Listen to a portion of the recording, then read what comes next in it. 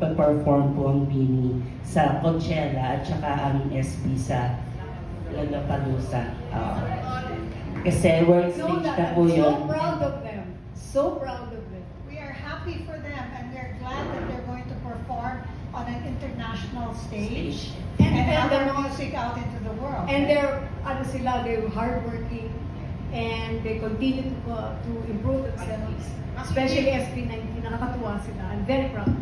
Makikita mo naman kung sino yung sino may investment sa kanilang profession. They are professional, they respect it, and they are hardworking. And that is what we applaud. Ganon din po siguro yung mga Bini. Okay na po yung mga ganyan. Kasi nakapasok na tayo dun sa mundo ng ibang mundo. So, talagang papasok na po talaga ang Filipino music natin sa iba-ibang mundo. I had the privilege of training the earlier P-pop groups of Viva, which was Alamat. And they made a big hit already at that time, no? And from then on, sina Boss Vic and sina Tita Baby and sina Tita Gia, I had to commend that they were already going towards that direction, pero they're laying the foundation by doing the proper training. But this was during the COVID times and stuff like that, no? So I was training these boys and girls via Zoom. Imagine, how do you convince them to have dedication to their craft, no? But it can only happen, it's either magkakawatak-watak along the way.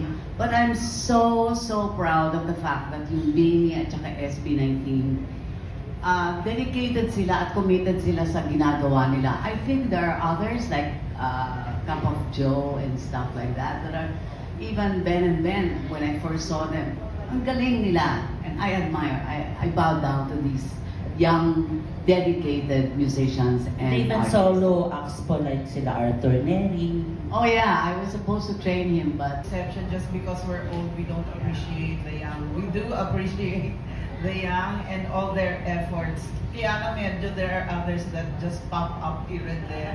Na obviously, after 2 months, pag hindi na sila nagsasayaw sa TikTok, hindi na rin sila makikita. Yun lang naman. And also, if I may add, even in the 60s, recognized na ang mga Filipino talents, but somehow, we never really made it mainstream internationally. I think it's about time. Dapat naman maano yung mga Filipinos because we are respected, they know we can sing, but somehow wala kaming mainstream hits.